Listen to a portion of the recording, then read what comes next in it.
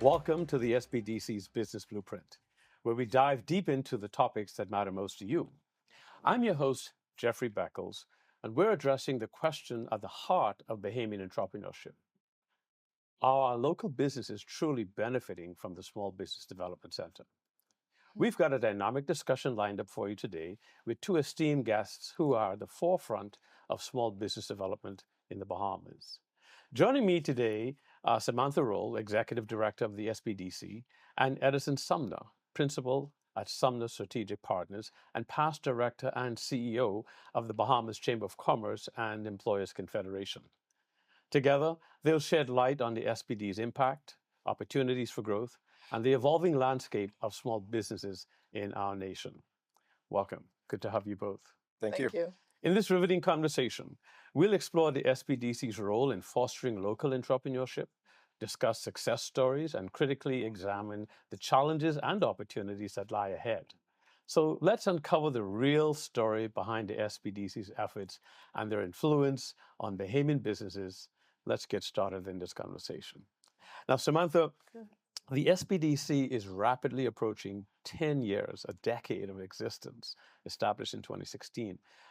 Tell us a little bit about how the SBDC has evolved and some of the work that's being done by your team. Well, actually, the SBDC is approaching 6 years this September, right?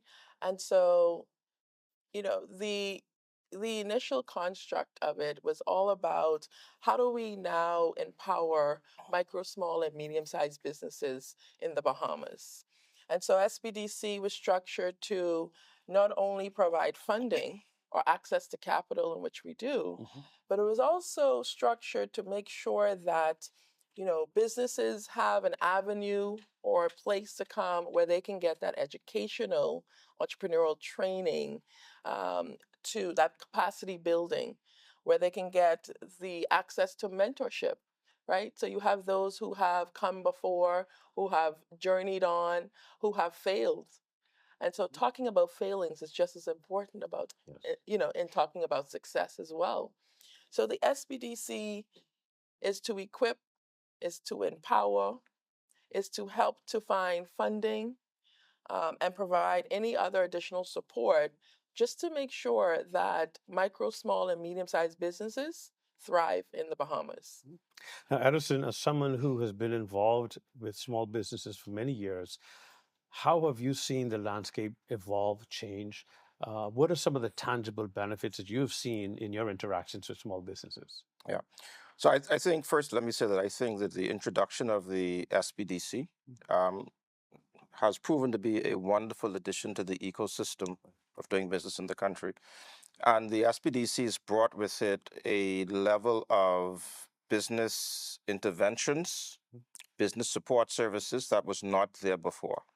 So before we had the SBDC in place, every small business pretty much had to fend for itself, right? Go find your own money, find your own mentors. We didn't even know what mentors were, right? We just knew that we would call someone. We didn't call them mentors. And then there was this issue always of who's going to help me with my business planning, who's going to help me with my business coaching, who's going to help with business mentorship, who's going to help with business development. All of those things were brought to bear when the SBDC was established. So the small business community now, I think, have been benefiting tremendously since the SBDC came on stream several years ago.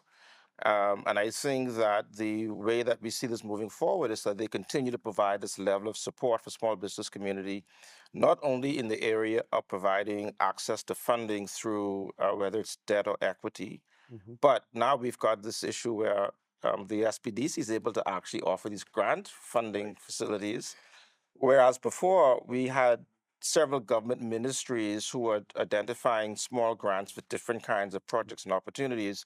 The fact that we've been able to consolidate that in a lot of ways to one agency who can then fan out the different sources for these grants has been a tremendous help and support. So now these companies, these entrepreneurs, these small business people no longer have to walk around to 5, 6, 10 different agencies trying to find answers for one thing. They have a central location now they go to get this information, get the support, and that is what the SBDC has been able to bring to the table. So in addition to the SBDC's outreach, there has been significant uptick in small businesses taking advantage of the services provided, and you've seen that in a very real way. Samantha, a lot has been made about the SBDC's presence. How does the SBDC measure its success? Yes, so it is important to measure success. I think for some of us, we would first need to define what we call success, right? Because that is determined based on the level or where you are within your business journey. Nonetheless, from an SBDC perspective, we believe in collecting, aggregating the data. We believe in doing the analysis because it then helps us to inform the way that we structure, design, and the potential outcomes and objectives of a program moving forward. What we do is we have the Economic Impact Survey. That's a survey we send out on a monthly basis to our funded pool of clients. And we refer to, those who have taken any part with SBDC as our clients because we are here to serve. And so with that Economic Impact Survey, there are a series of questions. It's a quick survey to complete. You can do it within 3 minutes.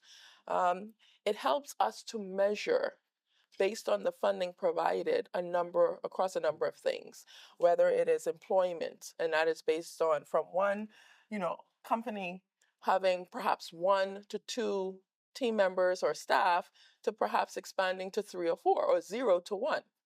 Then we consider, revenue sales, right? So if we were to look at the comparison of $1 in funding equates to how much in revenue sales, then we tend to look at the other measurable matrix, such as, expansion of location. We have a client where they, before coming to the SBDC, only had 1 location, a brick and mortar, and now have expanded to 2 and 3 different locations. And so these are the different areas in which we measure, and we measure impact. You mentioned something that's critical. So before I get to ask you about any success stories that stand out, I'm going to ask Addison about the fact that Samantha mentioned the collection of data, which, while it's important to the SBDC, talk to us a little bit about why that's so important for small businesses to understand and to participate in surveys and when questions are asked, because that data is so critical to decisions have to be made about their future as well. Absolutely, absolutely. The SBDC understands data very well. Data management, data collection, but data is the currency that runs business. Data is the currency that runs the world, right? Everything we do, whether it's in business, whether it's in politics, whether it's in personal planning, everything is all the decisions are made based on data, right? So that is really the currency that runs the world. It isn't gold. People will spend a ton of money for data, critical. Just access to data. So it's important then for us as business persons, when we put out service asking for data from the community, business community, individuals, that is because we are trying to formulate an institution where we can access information to support you. It's the data is there to help you make the right decisions as you make your business planning, as you make decisions about the way you want to operate your business. And if you do not have access to data, then you're pretty much dead in the water, right? It's like saying you want to start a business, but you don't know what the business is, but you want the money for it. Right. You don't know where you're going to put the business, but you want to get the money to finance the location. You want to hire people, but you don't know who you need to hire. Right. Data is what helps you drive those decisions. So my recommendation would be that whenever anyone, especially from the SBDC or any other institution like that, comes to the business community and says, hey, we need you to take part in the survey, answer these few questions, 5-10 minutes tops, and you'll be done with it. Take it seriously, because that information is what you're going to be relying on at some point to help you make decisions about how you want to manage your business. So it's extremely important. You know something, Jeffrey, just to continue from that, our economic survey to date, so we have over 2,000 funded clients, 2,140 if I was to be exact. So that pool of clients receive our economic impact survey every month. Today, in terms of the level of respondents, it's shy over 300, right? Yeah. So that's a sample size. Right. So we could speak to what's happening just based on that, what I would call a small sample size. Okay. And so, you know, if there is a call to action, I would echo what Edison is saying, and I would appeal to our clients to please complete the survey. Yes. It gives us the information to even source additional funding for programmatic interventions in the future. Extraordinary data is important. Let's go back to success stories. Is there a particular success story that the SBDC has been a part of that jumps to mind? Oh man, there can never be one particular success story. We have tremendous successes across the Bahamas. I can mention a few of our clients, such as House of Assembly. You know, we've worked with Aiden Barrow for quite some time to help to scale and get to where great successes are happening. I have a few of her pieces myself. Right. I can speak to you about Cookie Caterer. Again, you know, that business, if you listen to his story, really came out of COVID because he was laid off, right, or furloughed. Right. And then he decided to bake cookies in his kitchen and now has, I believe, 4 locations. Wow. 4 locations. Good. If we were to mention the number of businesses in Grand Bahama we've helped to support, right? Lignum Vitae, brilliant young lady entrepreneur doing well in that space. There are some other businesses, Andrew Shipping. At one point was one of the largest funded clients we had, to where they receive a combination of the funds, and that was around $700,000 and is doing well. And so those are just some success stories. Okay. So it speaks then to the incredible capacity, opportunity, innovation that lies in the hearts of so many of our brothers and sisters here in the Bahamas. We're going to take our first break and we'll continue our conversation on the other side. Please stay with us.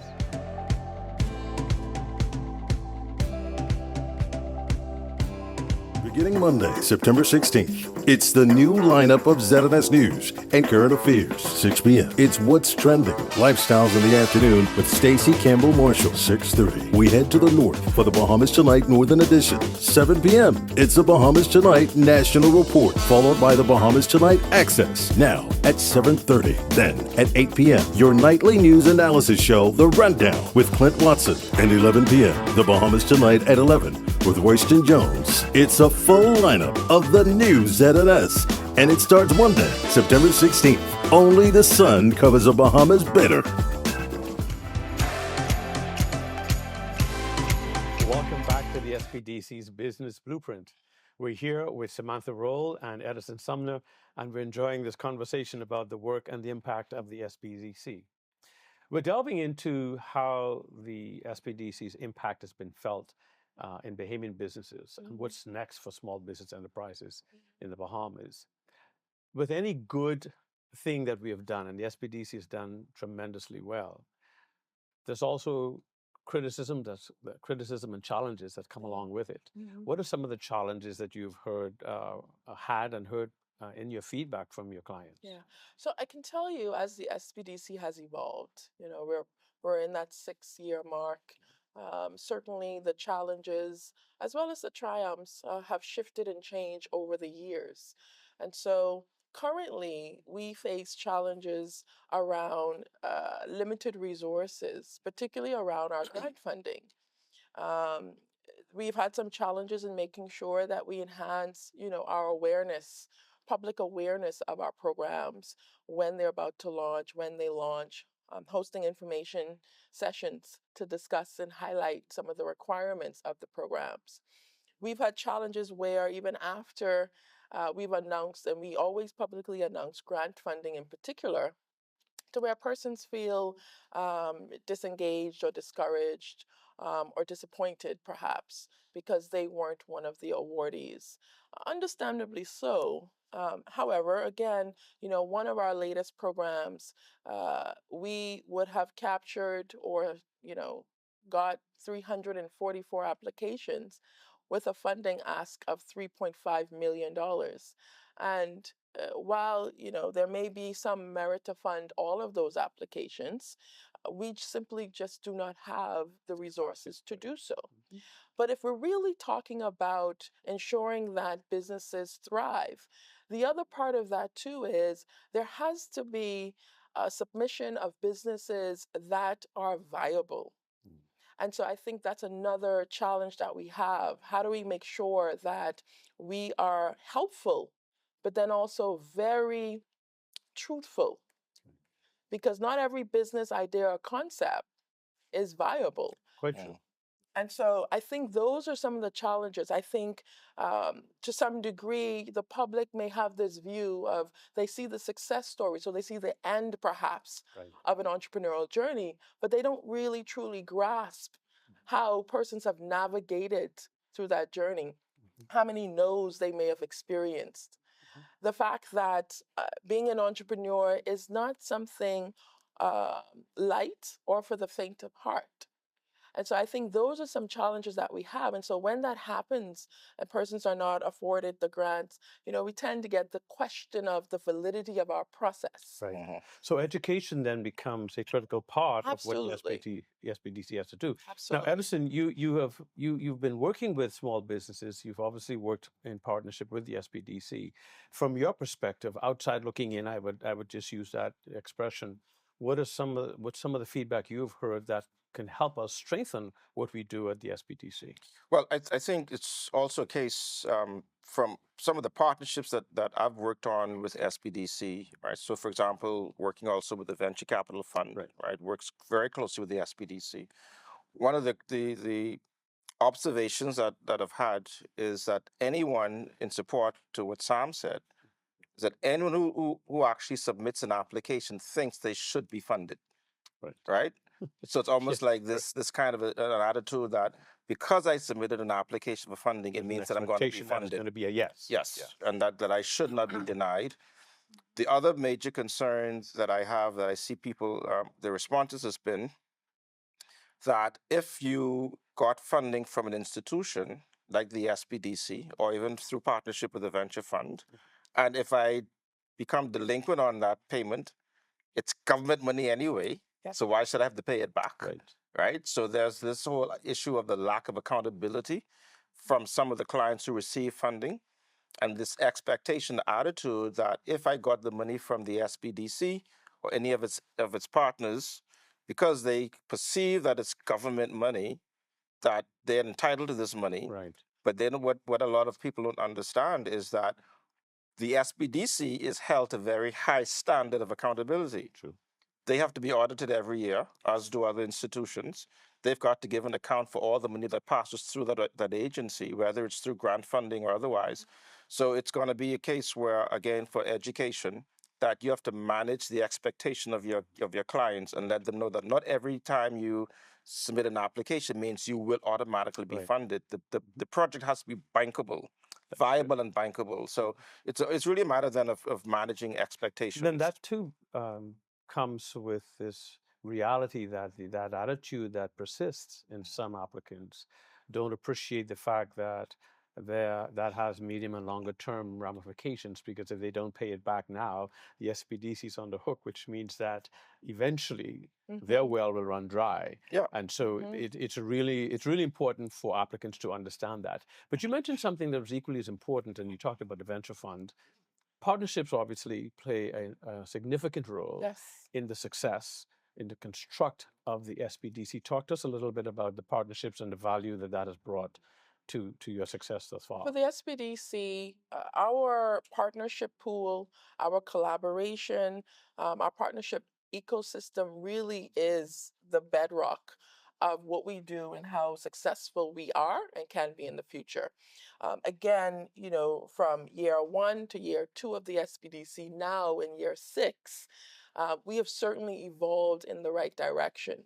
And so our partnership involves, yes, the government, but it also involves the Chamber of Commerce, the Bahamas Chamber of Commerce, and other Family Island Commerce across the Bahamas. Our partnership involves the University of the Bahamas. Our partnership involves private sector.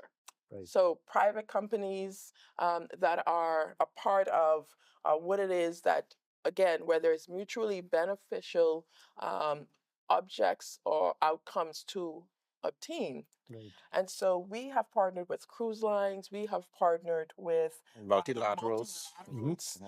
And so in order for us to be successful, the partnerships are crucial. We've gotten funding from multilateral organizations. And so you look at the cost that we have expensed in terms of, let's say, funding, grant funding, and other funding modalities. But there is a cost to design and stand up these programs, right? And so all of that is through our partnerships. Great. Well, this conversation certainly has been insightful thus far, and we will take a break. And when we come back from our commercial break, we'll be getting into our Mentorship Minute with Ariel Pinder.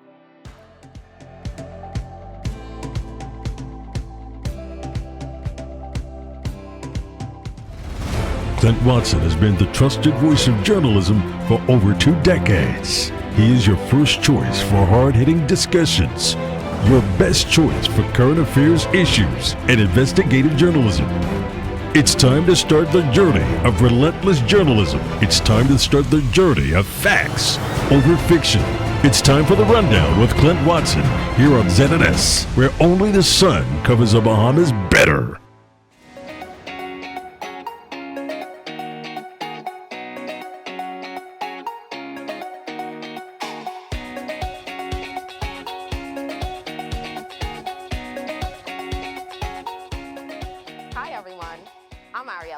Your host for the Mentorship Minute. I'm thrilled to share today's tip with you. So, if you own multiple businesses and have already secured funding for one, can you still apply for funding for another? The answer is a resounding yes. You can indeed apply multiple times to our various grant opportunities. As long as you meet the prerequisites and complete the adjudication process, you're eligible to receive funding for different businesses. However, we do prioritize giving support to those who haven't yet received funding to ensure that opportunities are distributed more broadly. For instance, in our most recent Women Entrepreneurs Initiative grant cycle, all recipients were first-time grant recipients. So, if you've already been funded for one business, don't hesitate to explore additional funding opportunities for your other ventures. For more details, check out our website or get in touch with our support team. Keep striving and good luck with your application. Welcome back. As we wrap up this episode, a big thank you to you both again for being our guests, with Samantha Roll and Edison Sumner, for your invaluable insights. But as we wrap up today's session, we want to talk about opportunities. And obviously, we've had an opportunity to see the SBDC at work. And so let's talk briefly about what we've learned in terms of our short-term opportunities to improve our product. So I think for the SBDC, one of our main improvements or areas of growth would be around creating that market analysis, collecting more data that is outside of just the limited scope of SBDC clients, really understanding the landscape of entrepreneurship in the Bahamas. So once we collect that data, we're able to now share that information with the public. We're able to share that information with entrepreneurs who can use it. We're able to analyze it and then obviously give predictions in reference to where entrepreneurship is headed in the Bahamas or perhaps even in the region. Another great growth opportunity for the SBDC has a lot to do with greater or expansion of market access for small businesses. And so we're obviously going to do that through our e-commerce platform. We're going to do that through digitization of a number of ways, our fintech platform. But as well as providing the educational knowledge as to how then do you access these various markets and what products you should have to access those markets. Edison, the spirit of entrepreneurship is alive and well in the Bahamas. What do you see as opportunities for growth for us at the SBDC? I think it's just a matter of being able to further provide access to funding, identifying where those opportunities are for entrepreneurs, because you've got many of them who have great ideas, but they're not sure how to access the resources to push those ideas.